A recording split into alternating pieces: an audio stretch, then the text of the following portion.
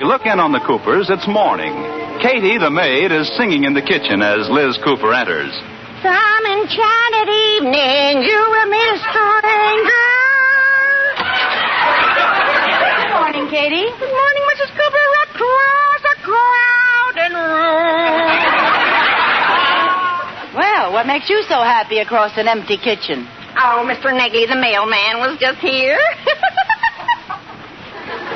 Katie, have you been playing post office? No, but I have been giving him a cup of coffee every morning. Oh, I wondered why we've been getting our mail before anyone else in the neighborhood. He must like the way you percolate. Oh, I don't percolate for him. He's a Silex man. Oh. Oh, that's 3 kinds of coffee I have to make every morning. I'm an old-fashioned boiled drinker. He's Silex, and you and Mr. Cooper are drip.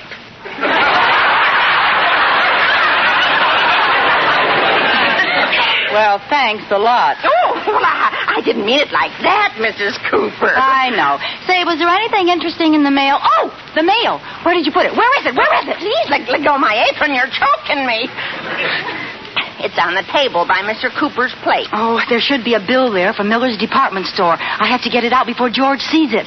Hey, how come the mail's so early? Too late. Cross your fingers, Katie. Maybe it isn't in today's mail. Oh, my goodness, what's on the bill that's so important? Oh, a little velveteen suit I couldn't resist and shouldn't have bought and finally did and wish I hadn't. Oh, I'll bet it didn't even come this morning. Liz? Want to give any odds? May I see you a moment, Elizabeth? My full name. Oh, he's really ripping. Start a roaring fire, Katie. He'll want to heat up a few pokers. Oh, yes, ma'am. Good morning, George. How's my little husband this morning? Liz, do you have any idea what the mailman brought this morning? The mail? No, a bill from Miller's department store for $98. Oh. I'm sure you have a reasonable explanation for this. I have? Liz, we talked this over last month, and you promised you'd never charge anything again without asking me, didn't you? Yes, George. Well? Let's face it, George. I'm rotten through and through. Now, Liz, you can't kid your way out of this. Oh, I don't mean to buy those things, George. I just go in to browse, and some sneaky little clerk catches me with my charger plate down. Back it goes, Liz. Back like the coat last month, then the 2 hats the month before that, and the blouse before that. Oh, George, don't make me take anything else back to Miller's. You know what they call me down there? Mrs. George Retriever. Well, I'm sorry, Liz. Maybe someday we can afford those extra luxuries, but right now we've got to cut corners. Well, it's not my spending that's the trouble. It's your salary. I think Hold it's the it. least... I know just what you're going to say. George, I think you should ask for a raise. I certainly do. What's the matter with Mr. Atterbury anyway? You've been with the bank 10 years and you haven't got a thing to show for it. I have, too. Don't forget my 10-year pin. Well, pretty soon you'll have to use it to hold your 10 years' trousers together. You're afraid to ask him for a raise. I am not. You are, too. Georgie is a sissy. Georgie is a sissy. All right. Now, look, if it'll make you feel any better, I gave Mr. Atterbury a very strong hint yesterday. Really? Did you really, George? I certainly did. We were having lunch, and Mr. Atterbury said, George, it's getting hard for a man to make both ends meet these days. Oh, what an opening. And what did you say? I said, it sure is.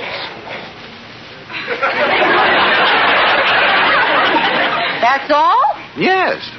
He didn't get upset by your strong language, did he? Well, George, you've got to speak plainer. Come right out and ask him for a raise. Well, things like that just aren't done down at the bank. Then do it away from the bank. Ask him tonight at dinner. We're eating out with the Atterburys, you know. I won't talk business at dinner. All right, if you won't, I will. Oh, no, you don't. Don't worry, George. I'll bring it up subtly. Yeah, I know you're subtly. Good evening, Mr. Atterbury. Sorry we're late, and why don't you give George a raise? All right, George. I won't say anything if you'll promise me one thing. What? For heaven's sake, don't pay the check. No wonder he thinks you don't need more money. You always pick up the check when the 4 of us go out to dinner. I do not. You do, too. Although I'll admit it isn't your fault. Mr. Atterbury can out-fumble anyone. Oh, now that isn't fair. He pays as often as I do. Oh, sure. You pick up the check for dinner and dancing at the Biltmore, and then when we're at the ball game having peanuts, he says, "It's my turn, boy."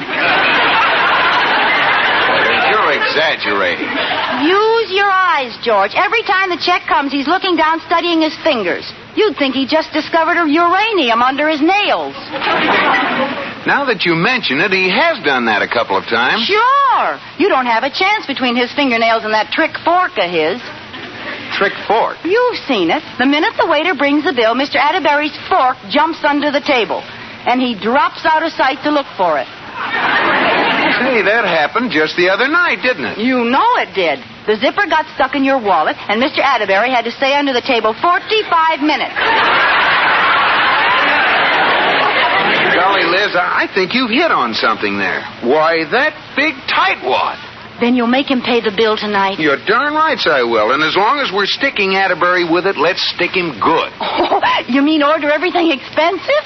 Everything we order is going to be either a la carte, imported, or out of season. Oh, good. I think I'll have caviar smothered in caviar.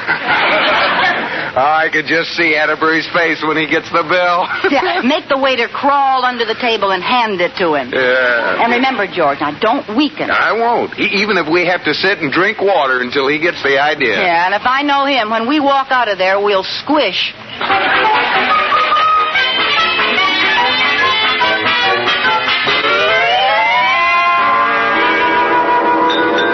What's keeping Liz and George? What time is it, Irish girl? Oh, it's just 7, Rudolph. We're early. Oh. You know, George has been acting funny lately.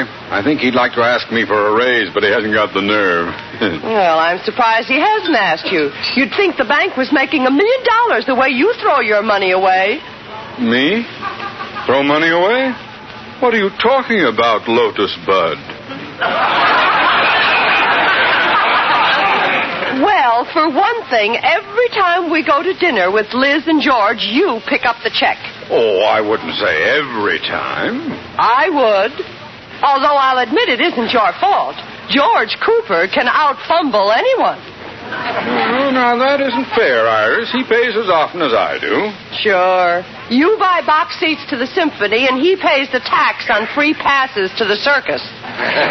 Well, that doesn't happen all the time. To say nothing of his 2 wallets. One, he has the zipper welded together. And the other one is made out of a magic carpet.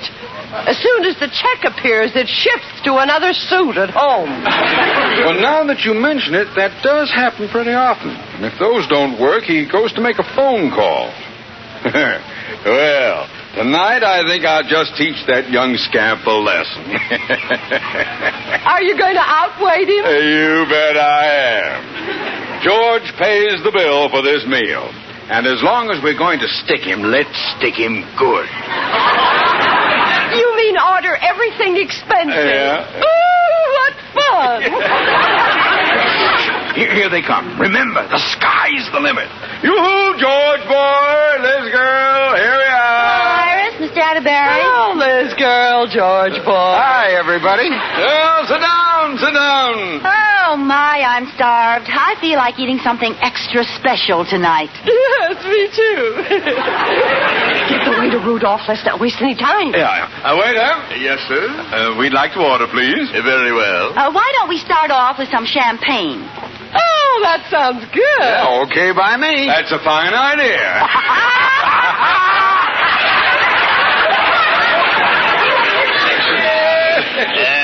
Then you want a bottle of champagne? Yes, bring a bottle for each of us. Which would you like, domestic or imported? Imported.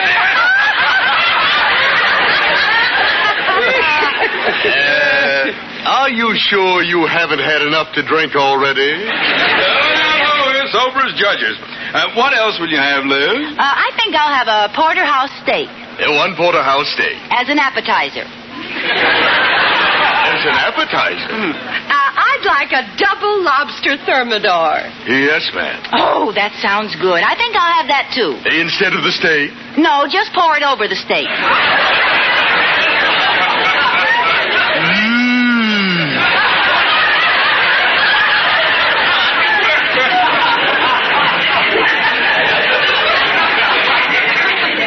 I'll have beef stroganoff. I'd like a filet mignon with wild rice and an anchovy salad. Yes, sir. Oh, and some artichokes and drawn butter. And some water chestnuts and bamboo shoots. And bring a side order of pheasant under glass. Ooh, what a bunch of spenders. Oh, and for dessert, crepe Suzette and cherries Jubilee and a baked Alaska.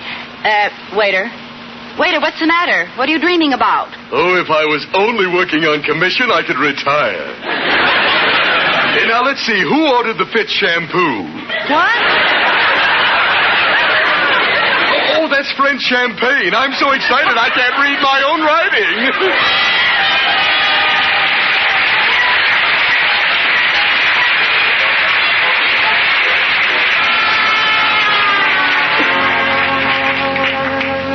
My, that was a delicious dinner. Oh, I'm so full I can't move. I'll bet I've gained 5 pounds.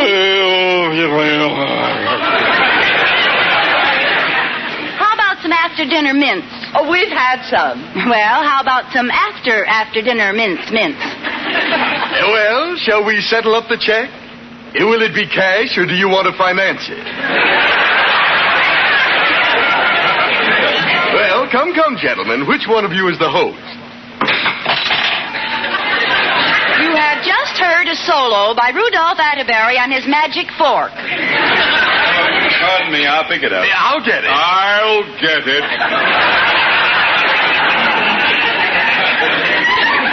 George, just wait him out. Yeah, what's he doing under there? Stripping down to his money belt? Funny, I can't seem to find my fork anyplace. Yeah, look, here's the check. Will someone pay it so I can go home? I'll pay it. George. Yes, sir, I'll take care of that little old check. Well, what do you know? I found my fork. That was quick. Here you are, sir. Oh, now, isn't that the limit? What's the matter, George? I left my wallet in my other suit. Oh, that's too bad. Well, that's liable to happen.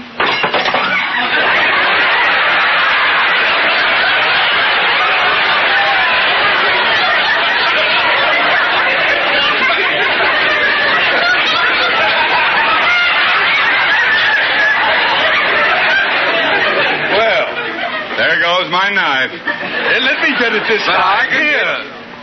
Thanks a lot.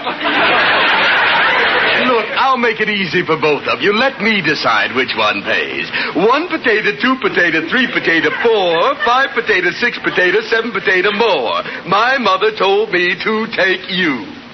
Ah, that's you, George. I demand a recount. I just remembered I have to make a phone call. I don't think you will. I'll be right. Who tripped me? Nobody. Mr. Atterbury tied your shoelaces together. What dropped out of your pocket when you fell, George boy? Looks like your wallet. Yeah, we're dead. Well, give me the check, waiter. George, you'd better hit him for that raise right now. We'll need it to pay for this meal. Oh, Liz, not now. Now, keep quiet. You won't ask him? No. Waiter, will you bring me a paper bag to put the leftovers in?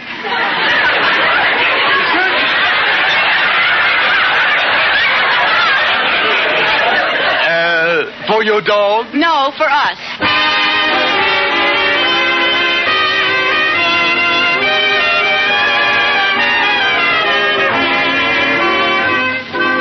Liz has finally convinced George that he must ask Mr. Atterbury for a raise. She's been giving him pep talks all morning, and right now she's having final inspection. There, now let me look at you. Your suit's pressed, your pants have a nice crease, you're wearing your sincere tie, you have a clean white handkerchief in your pocket. Now, what are you going to say to him? Mr. Atterbury, will you marry me? George. Now, what are you going to say? Let's rehearse it. I'm Mr. Atterbury. Go ahead, boy. Mr. Atterbury, I don't want you to grant me special privileges. I realize this is a bad time to ask. but... Oh, for heaven's sake, speak with authority like this. Mr. Atterbury, you've stalled me long enough. I demand a raise. Mr. Atterbury, you've stalled me long enough. I demand a raise. Wonderful. Now hurry up while you're still in the mood.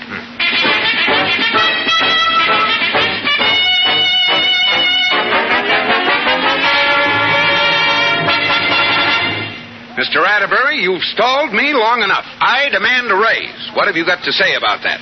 Mr. Atterbury, we'll see you now, Mr. Cooper. Oh, thanks, Adele. Mr. Atterbury? Yes, Cooper boy, what is it? You've stalled me. You've stalled me. We'll step on the starter, boy. Let's get going. Well, you see... My time is valuable, Cooper. I just waited a half hour with Joe Ridgely. He had the nerve to come in here and ask for a raise. A raise? Well, what happened? Let's just say there'll be one less glass by the water cooler. You fired him? Bluntly, yes. Now, what did you want? Must have been important. Yes, sir. I wanted to know, could you lend me your key to the men's room?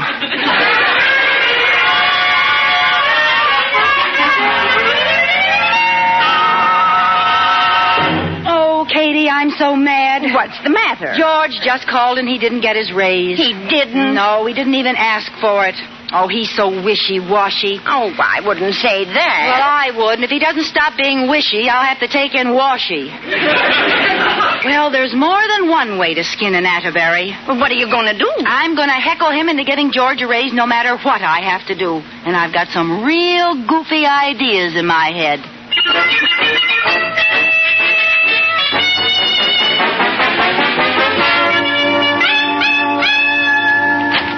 Oh, George, boy, come in. I've had the most amazing morning. Your campaign manager has been very active. What do you mean? Liz has started a Cold War to get you a raise. So far, I've had 4 anonymous phone calls. No. Yes, and 3 telegrams. Well, how do you know Liz sent them? Look at the signature on this one. The Society for the Prevention of Cruelty to George Coopers. Listen to this. I think you should give my brother George Cooper a raise. Signed, Gary.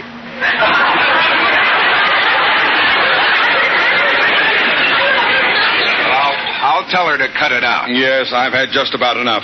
Well, come on, boy. Let's go to lunch. All right. A rock through the window. Let me see the note tied to that. Here. Dear Mr. Atterbury, George Cooper deserves a raise. Signed, an important depositor. P.S. Sorry, I thought the window was open.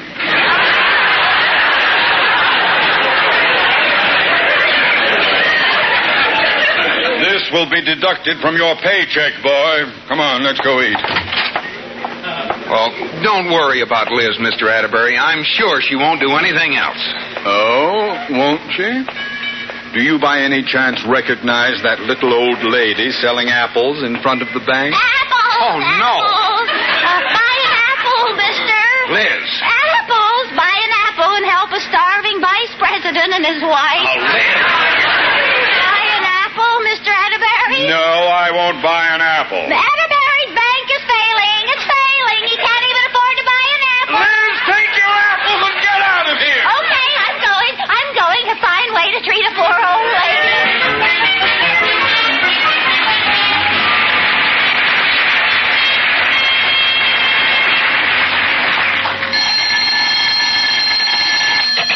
Hello? Well, you finally did it, Mrs. Genius. He fired me. He didn't. I was just getting him calmed down from the old lady bit when in walked 10 kids in rags yelling, Daddy, I'm hungry. I borrowed them from Mr. Woods next door. I have to clear out of my office by 3 o'clock or he'll charge me rent. Goodbye. Goodbye. Why, that dirty bum. Mr. Cooper? No, Mr. Atterbury. He fired George. Oh, no. But what about the skywriting you ordered? Oh, I'll have to cancel it. Darn it, they were going to write George Cooper needs a raise from one end of the town to the other. Oh, I'd like to have seen it. Oh, Kitty, have I got an idea. I'm not going to cancel that skywriting. As long as George is fired, I'm going to switch it. To what? I'll tell them to... Hello? Hello, this is Mrs. George Cooper. I ordered some skywriting at 3 this afternoon. What? No, I didn't order. She's lovely. She's engaged. She uses ponds. You've got it all mixed up. That's right. George Cooper needs a raise. Yeah, well, I want you to change it. Now, this is what I want you to write instead. Mr. Atterbury is a stinker, in letters a mile high. Right? Goodbye. Ooh, now what are you going to do, Mrs. Cooper? Hide nothing. I'm going to go down to the bank and make sure Mr. Atterbury sees it.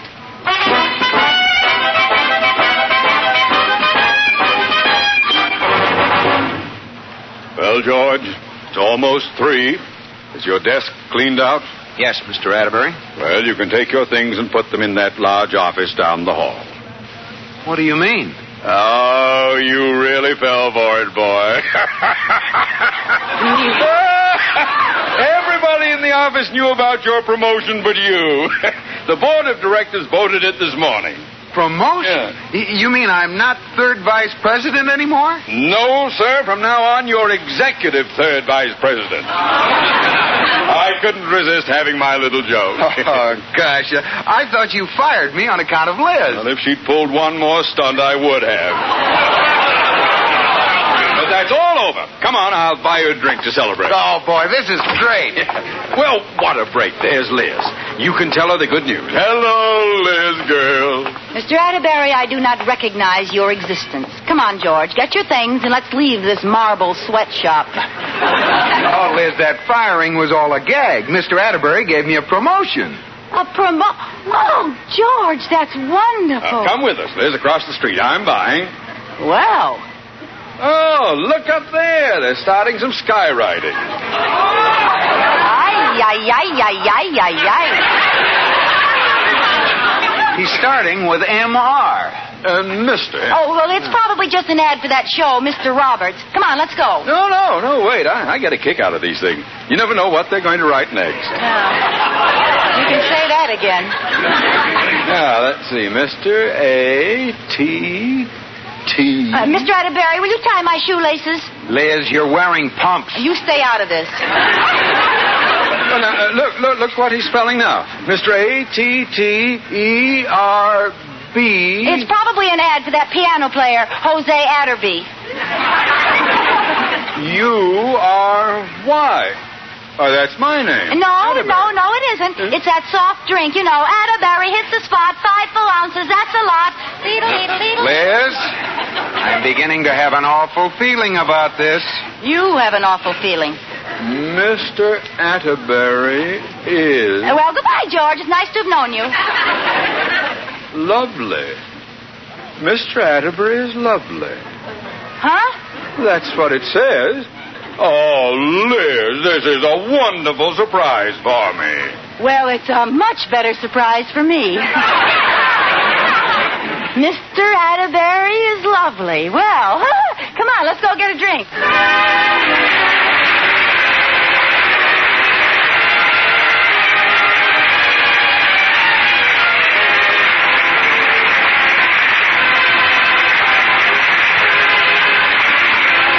My Favorite Husband has been presented through the worldwide facilities of the United States Armed Forces Radio and Television Service.